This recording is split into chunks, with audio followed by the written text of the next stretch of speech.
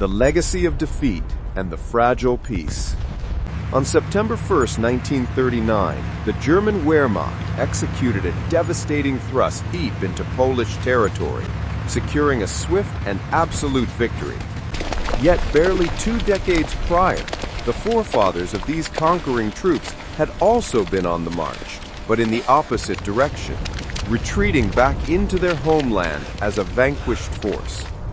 In November 1918, after 4 agonizing years of the Great War, Germany's Emperor, Kaiser Wilhelm II, was compelled to abdicate his throne. His armies were being inexorably ground down by a remorseless offensive launched by British, French, and United States forces. Meanwhile, his own people faced the specter of starvation at home. However, even amidst the ashes of defeat, a dangerous and corrosive myth was taking root. The German High Command and the rank-and-file soldiery insisted they had not been defeated on the battlefield, but rather, quote, stabbed in the back, unquote, by their own cowardly politicians and revolutionaries. Nevertheless, precisely at 11 in the morning on November the 11th, 1918, the 11th hour of the 11th day of the 11th month, the guns of World War I finally fell silent. The following month, President Woodrow Wilson of the United States arrived on European soil, bringing with him the promise of a new world order. He successfully persuaded the world's leaders to subscribe to a new international body, the League of Nations. At the signing of the Treaty of Versailles, the signatories agreed that henceforth, international disputes would be resolved not through the savagery of armed conflict, but through diplomatic debate within the League. The map of the continent was redrawn. The peoples of Europe were ostensibly liberated, and Germany's stalwart ally, the Austro-Hungarian Empire, was dismantled. From its dissolution, new sovereign nations emerged: Austria, Poland, Hungary, Czechoslovakia, Yugoslavia, Latvia, Lithuania, and Estonia. Germany itself was drastically truncated, stripped of territory and dignity. Yet this geopolitical restructuring contained a dormant time bomb. Not everyone rejoiced at the genesis of nations such as Czechoslovakia. Several of these newly minted states contained substantial ethnic German minorities isolated from their fatherland. One day, the fervent irredentist desire to reunite these Germanic peoples would return to haunt the continent. The war-torn German populace had one final indignity inflicted upon them. They were coerced to paying a staggering £6.6 billion in reparations to France and Britain, a financial burden they could ill afford. However, even amidst the ashes of defeat, when President Wilson returned to America, his vision of a new world order immediately disintegrated. The U.S. Congress determined that it could not risk being entangled in another European conflagration. It refused to join the very league Wilson had championed, and the U.S. withdrew into a period of stoic isolationism. The rise of the dictators. Germany was now a fundamentally transformed nation. It remained Europe's most populous country, but its militaristic monarchy had vanished, replaced by a democracy. However, its government, the fledgling Weimar Republic, was immediately besieged by a series of catastrophic blows. Ferocious street battles erupted between extreme right-wing nationalists and communists attempting to incite a revolution. Then, in 1923, the nation was devastated by an economic cataclysm, hyperinflation. The inflation rate reached astronomical figures, climbing by hundreds of percent per month. The life savings of ordinary citizens were obliterated overnight. This chaotic environment provided fertile soil for a virulent new breed of rabble-rousing right-wing demagogues. Foremost among them was Adolf Hitler. Born in Austria, Hitler had fought with distinction as a soldier in World War I, earning the Iron Cross for bravery. Upon returning to Germany, he settled in Munich, where his fiery and hypnotic oratory soon enabled him to seize control of the diminutive National Socialist German Workers' Party, the Nazis. In October 1923, Hitler and his cohorts attempted an armed insurrection, the Beer Hall Putsch, against the Weimar government. The coup failed dismally, and he was sentenced to 9 months in prison.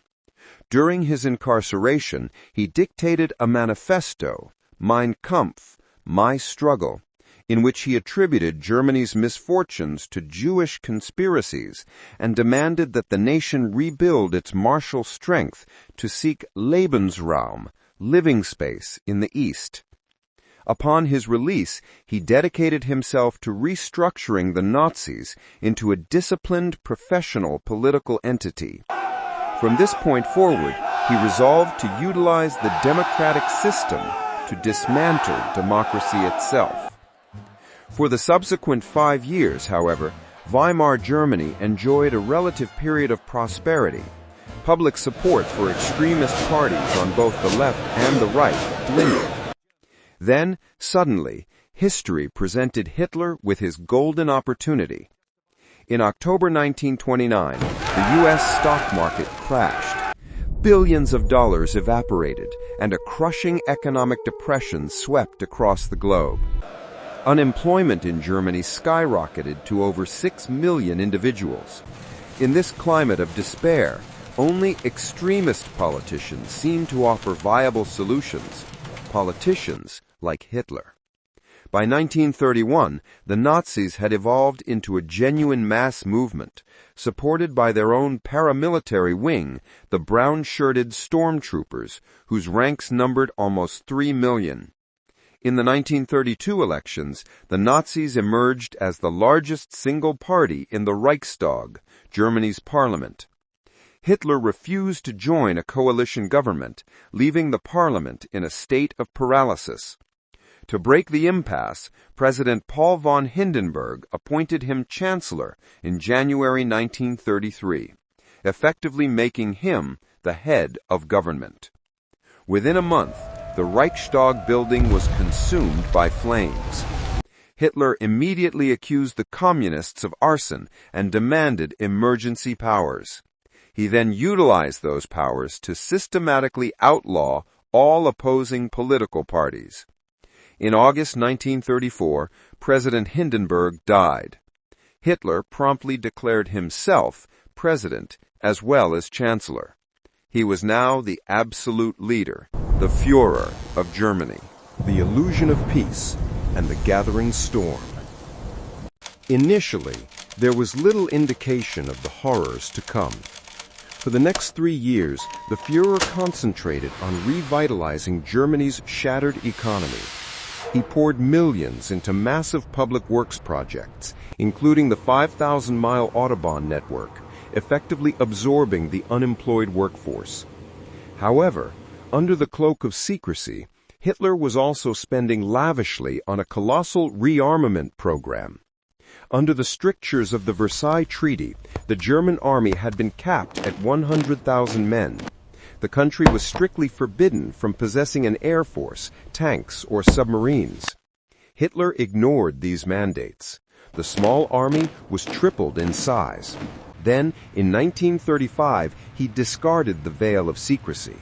He unveiled a brand new air force, the Luftwaffe, boasting 2,500 aircraft, a force significantly larger than that of Britain or France.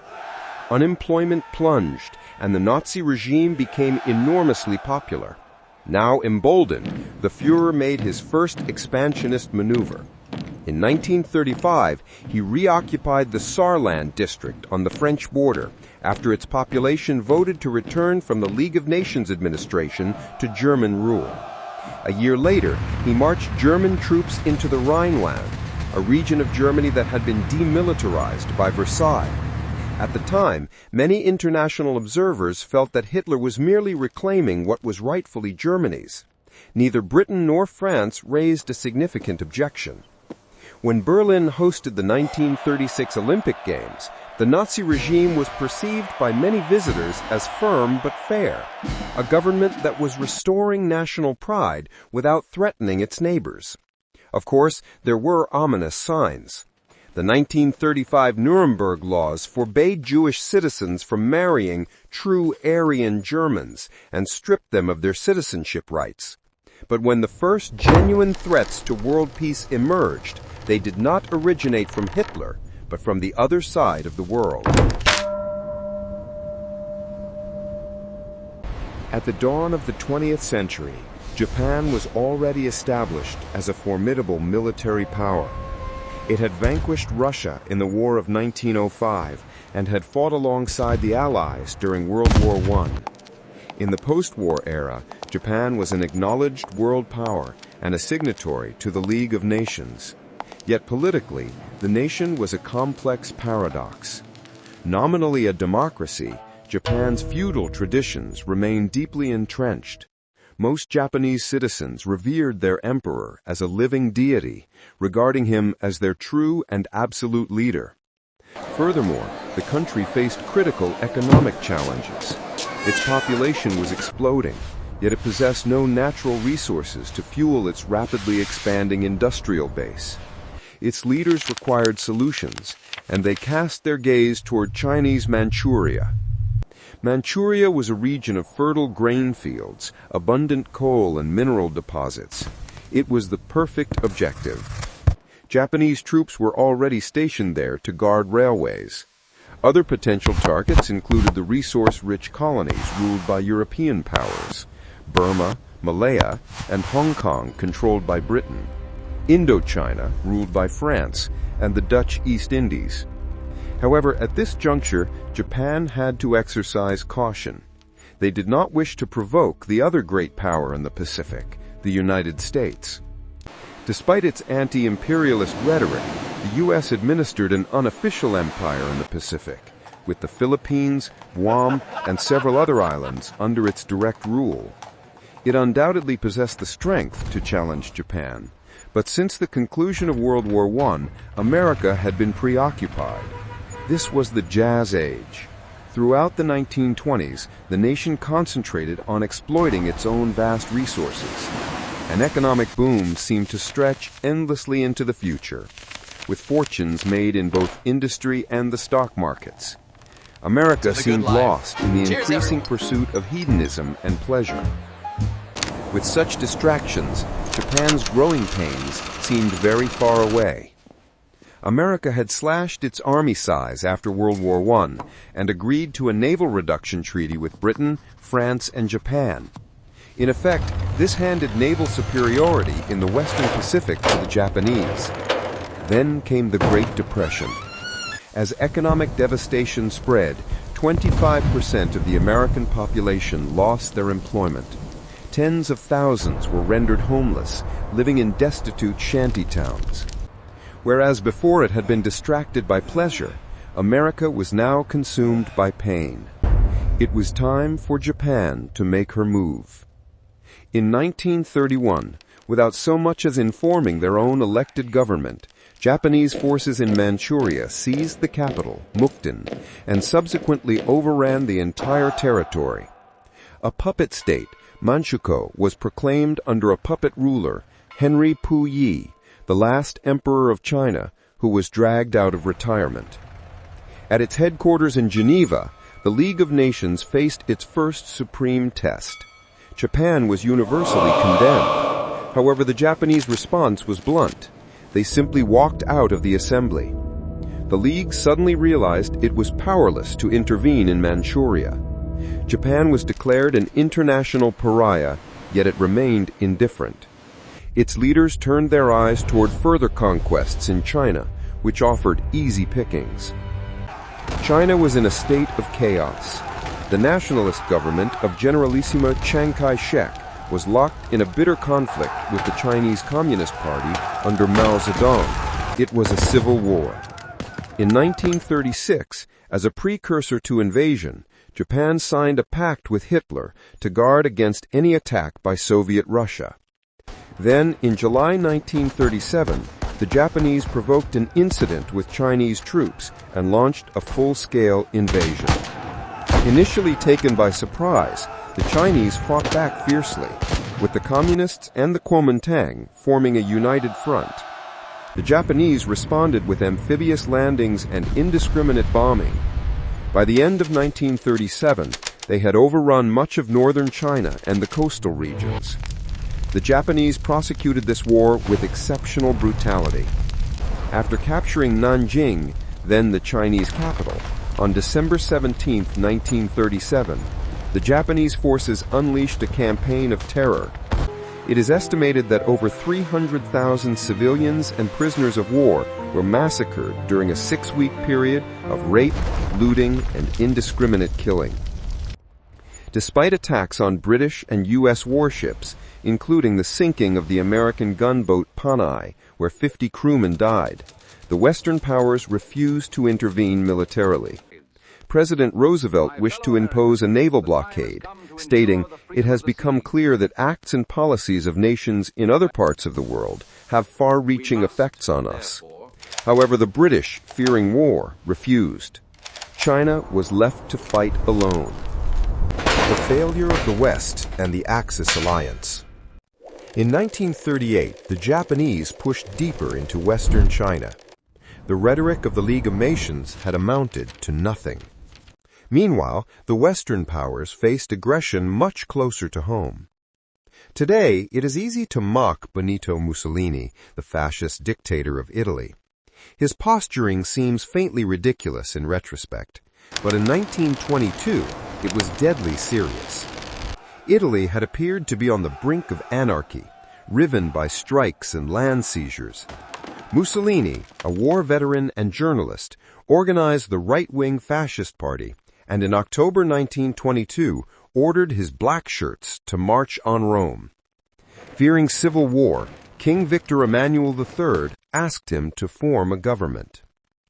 Mussolini swiftly dismantled the opposition, assuming dictatorial powers. Like Hitler, his early public works programs and anti-corruption drives made him immensely popular.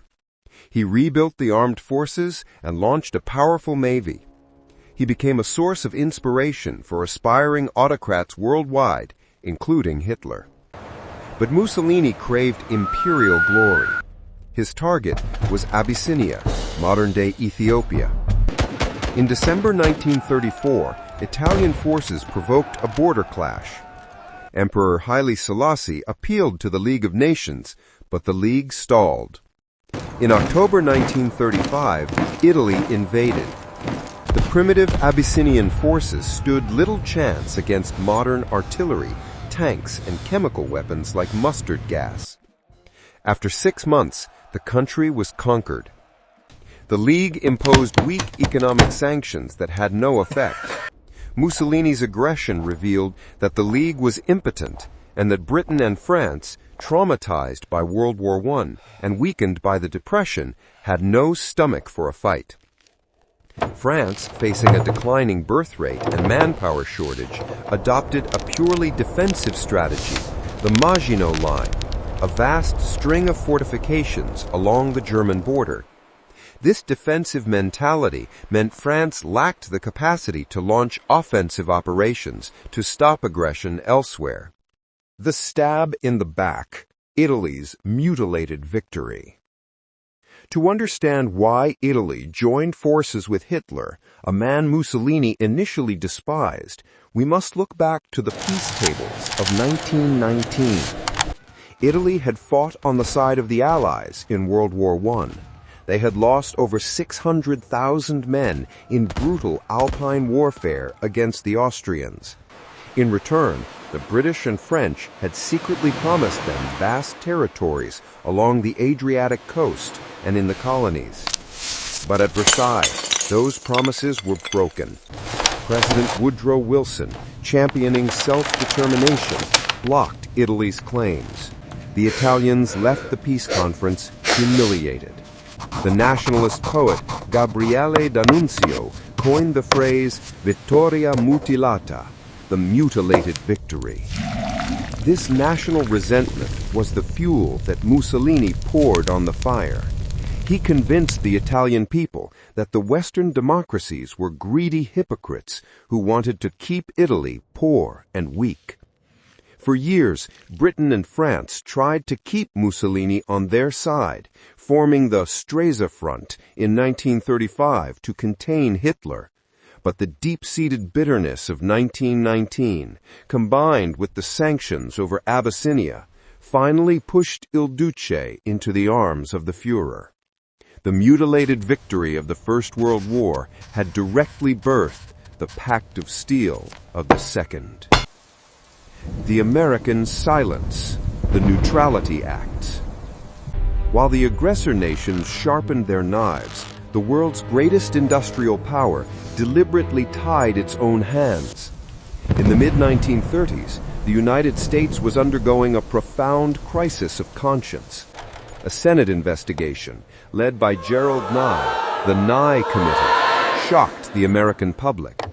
It suggested that the U.S. had been tricked into entering World War I by greedy arms manufacturers and bankers, the so-called merchants of death, who had profited from the slaughter. The backlash was furious.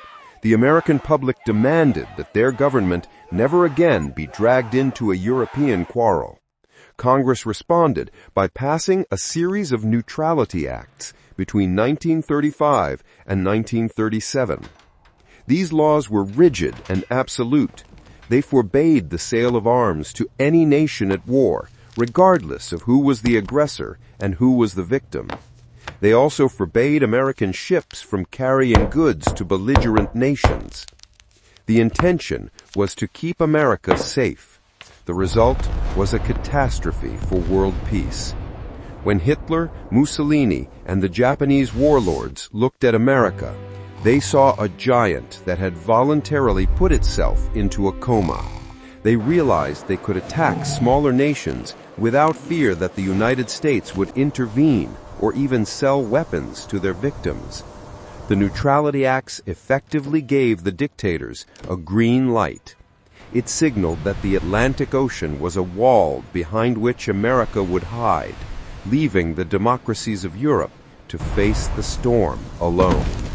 The economics of war. Behind the marching bands and the military parades lay a cold, hard economic reality. Both Germany and Japan were terrified of one thing: suffocation. In World War I, the British naval blockade had starved Germany into submission. Hitler and his planners were obsessed with ensuring this could never happen again. They did not just want territory for glory, they wanted it for survival. This was the doctrine of autarky, total economic self-sufficiency. In 1936, Adolf Hitler placed Hermann Göring in charge of the four-year plan. The goal was to make the German army and economy ready for war within 4 years. But Germany lacked the very lifeblood of modern warfare: oil and rubber. They also lacked sufficient iron ore and food.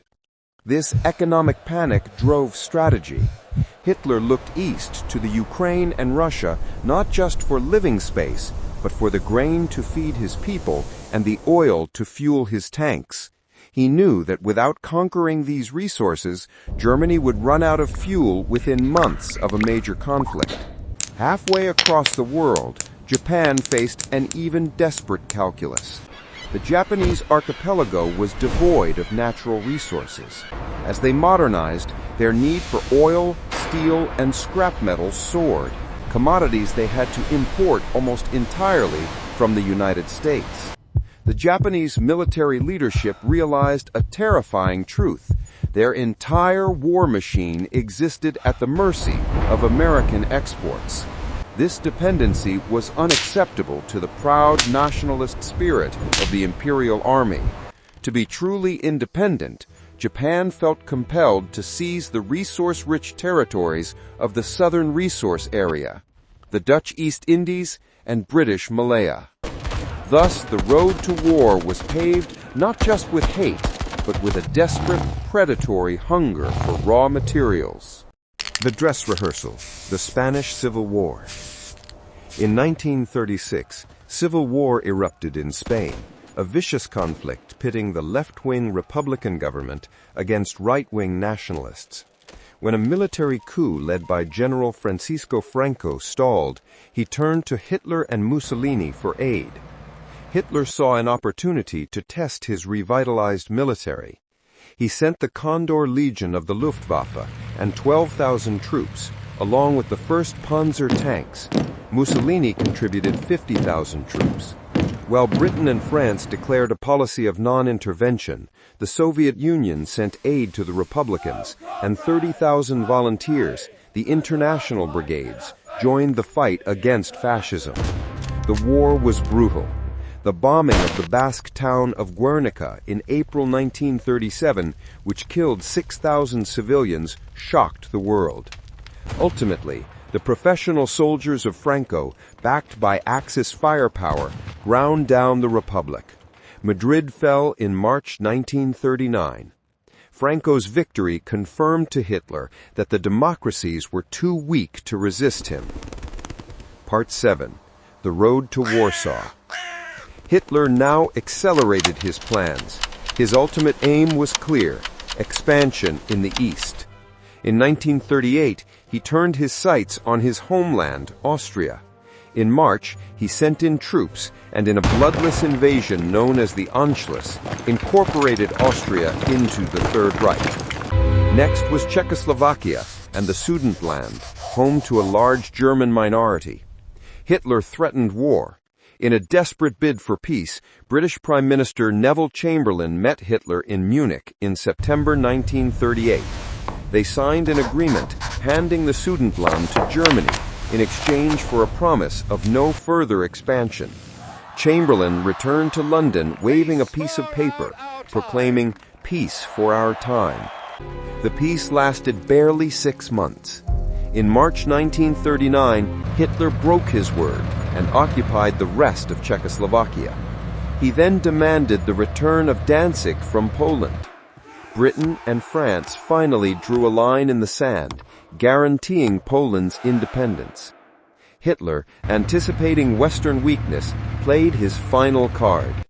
In August 1939, the world was stunned when Nazi Germany and the Soviet Union signed a non-aggression pact.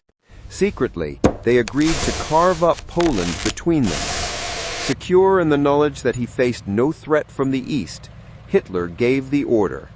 On the evening of August 31st, the German Wehrmacht moved into position. The Führer had made the decision that would plunge the world into its darkest hour.